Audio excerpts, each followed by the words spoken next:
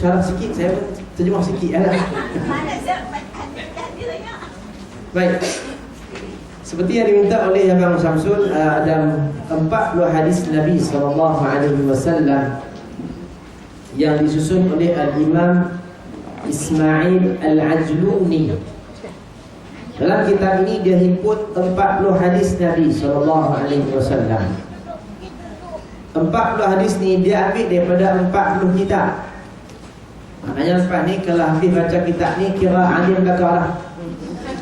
40 kitab hadis kita baca. Bukan semua kitab, bukan semua hadis yang dia ambil. Dia ambil hanya hadis yang pertama daripada 40 kitab yang kita akan tengok nanti. Itu maksud dia.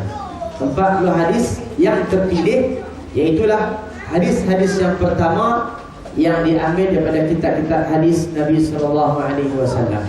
Termasuk kitab-kitab yang kita biasa dengar.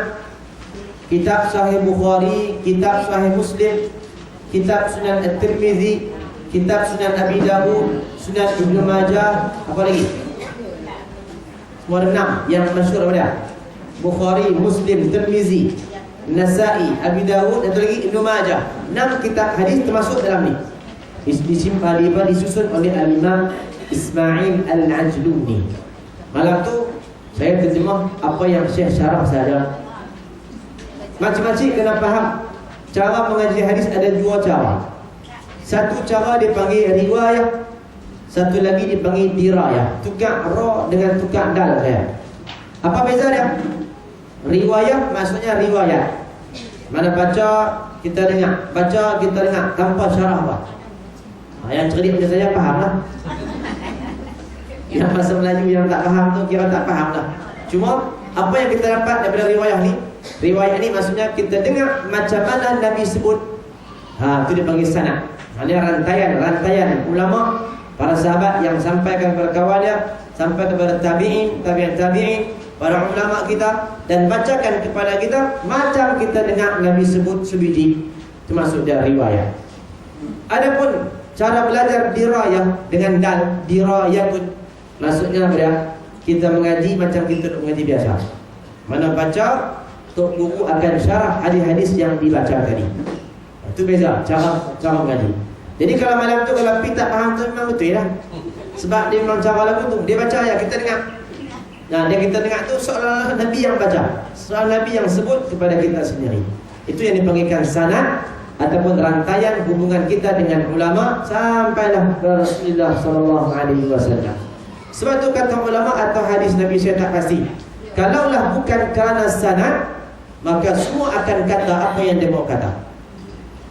Jadi kalau kita ada sanad, yang ni yang Nabi sebut, bukan orang-orang yang sembarangan sebut. Sehari dia kata ni hadis Nabi ni, betul ke? Tentang sanad itulah kita punya ukuran juga. Maka kata, saya ingat hadis Nabi sendiri, laulal isnad laqala man qala. Maka kalaulah bukan kerana sanad atau rantaian orang yang meriwayatkan hadis, maka sudah pasti orang akan mengatakan apa yang dia kehendaki. Jadi insya-Allah seperti yang diminta oleh Abang Syamsul, kita akan baca 40 hadis daripada kitab-kitab pilihan dalam hadis Nabi SAW. Mudah-mudahan akan diberikan rahmat daripada Allah Subhanahu wa taala. Sedikit pengenalan Syekh ni, Syekh Muwaffaq Al-Murabi' ni. Dia ni sebagai muawin mudir ataupun kita kata sebagai timbalan mudir Ma'had Fatah Islami, sekolah menengah agama yang termasyhur di Damsyik, Syria. Tapi sekolah ni bukan tapilah. Sekolah ni dia bermazhab Hanafi, bukan Syafi'i. Walaupun bukan Syafi'i, tapi dia belajar juga fiqh Syafi'i. Baik.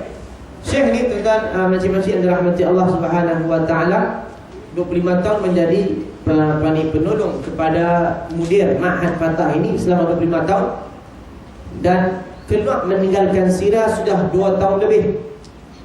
Duduk di Turki kerana tidak bersependapat, tidak sama dengan pendirian Ma'had Fatah yang nampak mirip kepada, yang berat kepada kerajaan. Baik, Syekh kata kita kena tinggalkan tempat ini kerana tidak mahu bersekongkol dengan kerajaan yang menzalimi rakyat, yang membunuh, dan ada wakil daripada Syria Care. Kalau macam-macam Syria Care Kalau macam-macam ada internet, boleh buka cari chat, search tengok Syria Camp. Situ dia akan cerita kepada masing-masing tentang maklumat yang berlaku di Syria. Semua maklumat yang terkini dia akan cerita kepada kita. Dan dikatakan sudah 500 juta rakyat sudah dibunuh. 500,000 dah dibunuh lah. Baik, style Syekh Tok Guru ni macam-macam dalam hati Allah. Doktor mana pun dia dengan ilmu. Macam hari tu, hari Selasa malam Rabu itu ni, dia balik ke Sungai Petani. Kemudian esok pagi pergi ke Bayan Lepas, naik airport, naik terbang, pergi ke Terengganu pula 3 hari ataupun 2 hari. Sebatkan pula ilmu. Ni baru satu ni.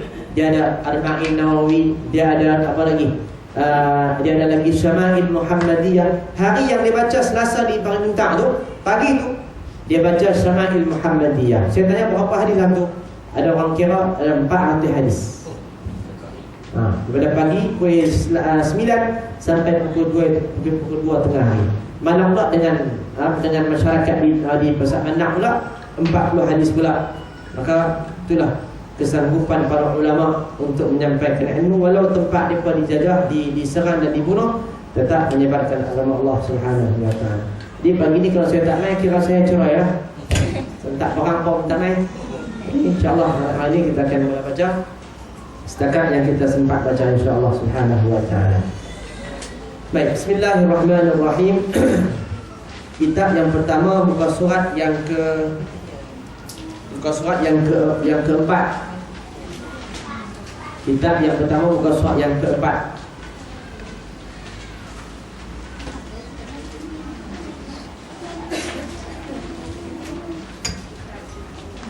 Takkan semua ada penuhi sekolah. Tak ada buka surat ada. Kalau tak nampak tu dia tak apa nak sihat. Ada di bawah ada kotak. Kau tak faham?